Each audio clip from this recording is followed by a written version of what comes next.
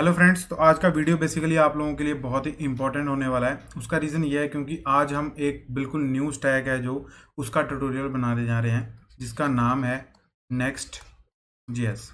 तो अगर आपने गोलैंग के ट्यूटोरियल पूरे कवर कर लिए हैं तो ये आपके लिए बहुत ही बेनिफिशियल हो सकता है, क्योंकि गोलैंग को तो हम एज ए सर्वर और बैकएंड लिखने के लिए यूज़ करते हैं, राइट। तो इसमें क्या है, आप फ्रंट एंड भी लिख सकते हो एंड बैक एंड भी जो है वो लिख सकते हो। ठीक है, इसके बारे में मैं आपको बताता हूँ, मतलब ट्यूटोरियल आराम से बनाएंगे यार, ठीक है, कोई जल्दी नहीं है, तो आराम से समझेंगे, ठीक है, हर एक चीज़ को। तो इस वीडियो के अंदर मैं आप लोगों को इंट्रोडक्शन जो है वो दूंगा, नेक्स्ट जेएस क्या है, रिएक्ट क्या है, डिफरेंसेस क्या है दोनों के बीच में, ठीक है, क्या आपको नेक्स्ट जो है वो सीखनी चाहिए कि नहीं चाहिए। तो ये सारी मैं इंट्रोडक्शन पार्ट में कवर कर दूंगा, ठीक है, ताकि आप लोगों को क्लियर हो जाए, ताकि आप आगे के ट्यूटोरियल जो है वो फॉलो कर सकें। तो अगर आप चाहते हैं कि मैं डेली बेसिस पे वीडियो डालूं तो आप इस वीडियो पे प्लीज़ प्लीज़ प्लीज़ कमेंट कर दीजिए, ताकि हमें भी पता चलता रहे कि आप हमारी वीडियोज़ में कितना इंटरेस्टेड हैं और आप कितने इंटरेस्टेड सुनते हैं। ठीक है जी, तो अभी बात करते हैं हम नेक्स्ट के इंट्रो की, कि नेक्स्ट के अंदर, ठीक है, नेक्स्ट के अंदर जो है हम क्या कुछ कर सकते हैं और नेक्स्ट है क्या। सबसे पहले तो यही हमारा सबसे बड़ा क्वेश्चन है। तो मैं अगर सिंपल भाषा में बोलूं, नेक्स्ट जो है वो ऑन टॉप ऑफ, मतलब मान लो ये एक रिएक्ट है, ठीक है, ऑन टॉप ऑफ एक इसके एक मॉड्यूल बना दिया, जहाँ पे कह सकते हो एक फ्रेमवर्क बना दिया, ठीक है, जो जिसका नाम इन्होंने क्या रख दिया, नेक्स्ट रख दिया। ऐसे ही सिमिलर, मैं वैसे इसकी बात नहीं करना चाहूँगा, बट जिनको व्यू जैसा आती है उनके लिए भी सेम है, उनके भी ऊपर एक क्या बना दिया, नेक्स्ट NUXT.js जो है एक फ्रेमवर्क बना दिया है, ताकि वो इनकी जो डेवलपमेंट है वो बहुत इजी कर सकें, फास्ट कर सकें, एंड डेवलपर का जो टाइम है वो सेव हो सके। अब मैं इसको और ब्रीफ में लेके जाता हूँ, ठीक है, यहाँ पे टॉपिक का नाम लिख लेते हैं next.js। अब इसमें क्या कुछ कर सकते हैं। अब जो चीज़ें मैं रिएक्ट में करता हूँ, रिएक्ट में मैं क्या करता हूँ, वेब एप्लीकेशन बनाता हूँ, वही सेम चीज़ जो है नेक्स्ट जेएस भी कर सकती है। तो ये एक सबसे पहले एडवांस फीचर हो गया, मतलब एडवांस नहीं, मतलब सेम है, ठीक है, जो ये कर सकती है यार वही ये कर सकती है। अब और क्या फीचर है जिससे मैं मतलब अपने आप को मोटिवेट कर सकूं कि मैं नेक्स्ट जेएस सीखूं, ठीक है। तो ठीक है, मैं आपको वो बताता हूँ। अब आपको तो ये पता था कि जब आप रिएक्ट के साथ राउटिंग करते हो तो क्या करना पड़ता है, आपको npm इंस्टॉल करना पड़ता है ना, कुछ राउटिंग जो एक npm का मॉड्यूल है उसके लिए स्पेसिफिक इंस्टॉल करना पड़ता है ना। बट ऐसा नेक्स्ट के अंदर जो है वो नहीं है, राउटिंग बहुत ही ईजी है। ये आपको जैसे जैसे आप ट्यूटोरियल आगे सीखते जाओगे वैसे वैसे आप लोगों को समझ आता रहेगा कि राउटिंग कैसे ईजी हुई, ठीक है। तो इसमें राउटिंग के बड़े पंगे रहते थे, तो ये चीज़ इसने बहुत आसान कर दी। अब बेबल है, ठीक है, या फिर आप बोल सकते हो स्टाइलिंग है। तो ये सारी चीज़ें ये प्री डिफ़ॉल्ट पहले प्रोवाइड नहीं करता था, जो कि नेक्स्ट ने बड़े आसानी से कर दी। इसमें ES लिंटर भी होता है, ठीक है, जो कि आपको अलग से इंस्टॉल नहीं करना पड़ता। इसमें आप बेबल जो है वो पहले से देख लोगे, ठीक है, और भी जो CSS स्टाइलिंग है वो आप लोगों को पहले ही मिल जाएंगी, ठीक है। ये एडवांस फीचर्स के साथ जो था ये आया था। अब मैं थोड़ा सा मतलब आगे और मतलब टेक्निकल होता हूँ, ठीक है, जो हो सकता है कि आपके माइंड से निकल जाए, बट कोई दिक्कत वाली बात नहीं है, वो आगे भी समझाया जाएगा। अगर मैं बात करूं रिएक्ट की, ठीक है, तो हम उसमें रिडक्स यूज़ करते थे, बट इसको भी इन्होंने एडवांस करके क्या कर दिया, रिडक्स टूल किट नाम रख दिया, ठीक है। तो ये भी एक चेंज आया है बहुत बड़ा रिडक्स के अंदर, बट अभी इसके बारे में बात नहीं करेंगे, ये ऑफ टॉपिक हो जाएगा। अभी हम बात करने जा रहे हैं नेक्स्ट जेएस के बारे में, ठीक है। अभी आपको ये तो समझ में आ गया क्या डिफरेंसेस हैं, नेक्स्ट जेएस क्या कर सकती है। अब इसमें दो चीज़ें आती हैं जो आप लोगों को समझनी बहुत ज़रूरी है, ठीक है। मैं आपको क्या उसके साथ समझाऊंगा पूरा ब्रीफ। अब पहले मैं रिएक्ट के बारे में बताता हूँ। रिएक्ट जो है वो क्या है, क्लाइंट साइड रेंडरिंग है। अब जिन लोगों को क्लाइंट साइड रेंडरिंग नहीं समझ में आया, कोई बात नहीं, मैं आपको पूरा बताऊंगा कि ये होता क्या है। तो जो वीडियो आप देख रहे हो, जो आप अभी ट्यूटोरियल देख रहे हो, वो कुछ इस प्रकार का दिखता होगा। यहाँ पे आपकी वीडियो चल रही होगी, यहाँ पे आपको कुछ डिस्क्रिप्शन दिख रहा होगा, नीचे आपको कमेंट सेक्शन होगा, एंड साइड में आपको कुछ वीडियोस जो हैं वो दिख रही होंगी यूट्यूब की, ठीक है जी। ऐसा ही कुछ दिख रहा है ना आपको, तो अगर ऐसा ही कुछ दिख रहा है तो वीडियो को एक लाइक ज़रूर दे देना। तो जो ये वेब पेज आपको दिख रहा है, अगर तो ये ब्राउजर ने रेंडर किया है, ठीक है, अगर ये क्या किया है, ब्राउजर ने रेंडर किया है, तो मतलब कि क्या है, सारी जो चीजें हैं वो ब्राउजर पे हो रही हैं, ठीक है। यहाँ पे रिएक्ट सिर्फ उसको डिस्प्ले करवा रहा है, ठीक है, मतलब एलिमेंट्स दे रहा है, बट चीजें जो हैं वो रेंडर कहाँ पे हो रही हैं, ब्राउजर पे हो रही हैं, ठीक है, वो सर्वर पे नहीं होके आ रही। अब इसी चीज का बेनिफिट लेते हुए, मतलब कि नेक्स्ट जो है इसी चीज का, मतलब किसी का सर्वर साइड रेंडरिंग का बेनिफिट लेते हुए इसी को फास्ट करता है। रिएक्ट थोड़ा सा क्या करता है यहाँ पे, सर्वर साइड होने के ना होने के कारण, सॉरी ना होने के कारण यहाँ पे ये थोड़ा सा डिले मार देता है। क्या मार देता है? डिले मारता है। इसी चीज का फायदा उठा लिया नेक्स्ट जेएस ने। इसमें क्या होता है, सर्वर साइड रेंडरिंग होती है, इसमें क्लाइंट साइड रेंडरिंग भी होती है और सर्वर साइड, दोनों की रेंडरिंग होती है इसमें।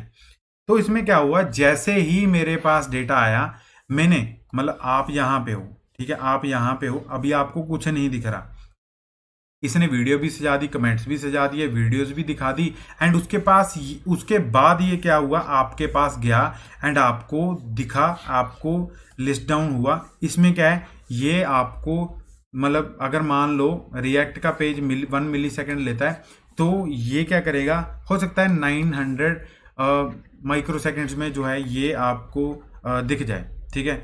ये मिली सेकेंड हो गया, ये आपके उससे भी कम वाले हो गए, ठीक है। तो ये उस भी कम टाइम में जो है आपको पेज दिखा दे। तो ये होता है client side rendering and server side rendering. अब इसमें और भी डिफरेंसेस हैं। जो तो क्लाइंट साइड रेंडरिंग है, अगर हम उसको इंस्पेक्ट करें, अब जिन लोगों को इंस्पेक्ट के बारे में पता नहीं है तो उनके लिए मैं बता देता हूँ। आप अपने माउस का राइट क्लिक है जो वो कर सकते हैं, मैं आपको यहाँ पे साइड खोल के जो है बता देता हूँ। लाइक अगर मैं यहाँ पे बात करूँ, मैं गूगल की बात करता हूँ, ठीक है। अगर मैंने यहाँ पे गूगल खोल लिया, तो अगर मैं राइट क्लिक किया तो यहाँ पे इंस्पेक्ट एक बटन आता है, आप इसको खोल के देख सकते हो। या फिर इंस्पेक्ट नहीं करना, छोड़ो, आप पेज सोर्स देख लो, व्यू पेज सोर्स। तो अब मैं इसको बंद करता हूँ, तो आपको कुछ इस टाइप का जो दिख रहा है ना। तो अगर आप रिएक्ट ऐप का, मतलब जो क्लाइंट साइड रेंडरिंग है, ठीक है, रिएक्ट ऐप का अगर आप पेज सोर्स देखोगे तो आपको जो स्क्रीनशॉट में अभी दिख रहा है ना, तो कुछ इस प्रकार का दिखेगा, ठीक है। तो अभी मैं बात करता हूँ नेक्स्ट जेएस की। अगर आप इसके पेज को व्यू सोर्स करोगे, व्यू कोड सोर्स, ठीक है, तो वो अभी जो स्क्रीनशॉट आ रहा है स्क्रीन के ऊपर, तो वो कुछ इस प्रकार का दिखा है, जिसके अंदर क्या है, सारे एलिमेंट्स जो हैं वो पहले से ही सर्वर साइड से रखे हुए हैं, एंड उसके बाद आपको वो वेब पेज जो है वो डिस्प्ले हो रहा है। तो मेरे को नहीं लगता कि अभी यहाँ पे CSR एंड SSR में कोई आप लोगों को डाउट होगा, ठीक है। अभी आप लोगों को ये जो दोनों चीज़ें हैं वो समझ में आ चुकी होंगी।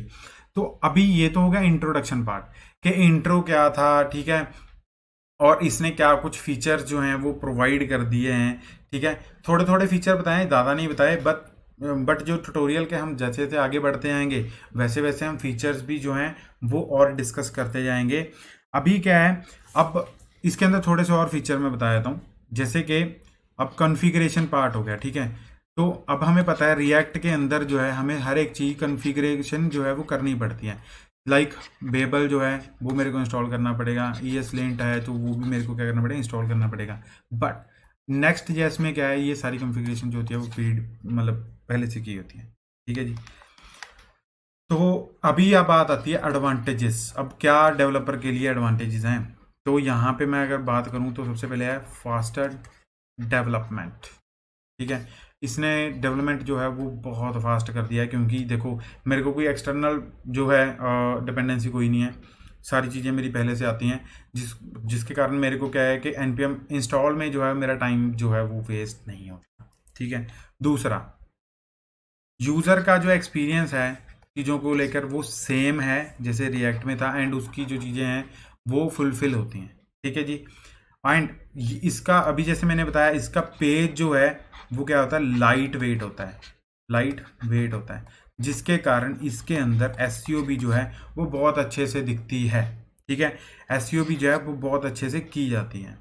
मतलब जैसे ही गूगल क्रॉलर की अगर मैं बात करूं, ठीक है, आपने वेब पेज बना दिया, आप इसको लगा रहे हो, ठीक है, मतलब आपने लाइव कर दिया, जैसे ही कोई सर्च करेगा तो अगर आप नेक्स्ट जैसे यूज़ कर रहे हो तो उसकी SEO जो है वो पहले पेज पे आपको दिख जाएगी, ठीक है। एंड उसके बाद क्या है, सुपर रेंडरिंग जो है, अब ऑब्वियसली बात है सर्वर साइड रेंडरिंग हो और उसकी जो व्यू है, ठीक है, जो क्लाइंट साइड रेंटिंग है वो फास्ट कैसे ना हो, ठीक है, क्योंकि सर्वर पे वो सारी चीज़ें क्या कर देता है, सजा के दे देता है, तो ऑब्वियसली बात है वो दिखेगा भी यूज़र को जल्दी। बिल्ट इन CSS,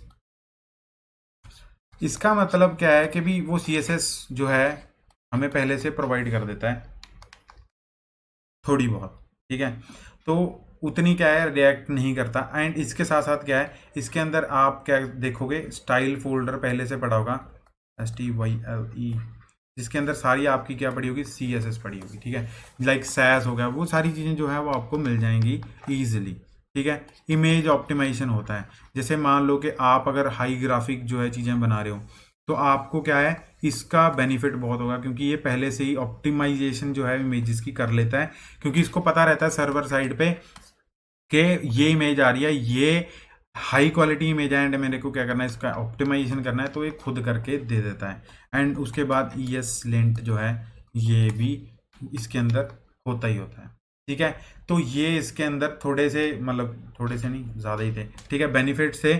अभी और क्या आता है इसका, कम्युनिटी जो अब डिसएडवांटेज है, ऑब्वियसली बात है, अब अगर कुछ एडवांटेजेस हैं तो डिसएडवांटेजेस भी होंगे ही होंगे।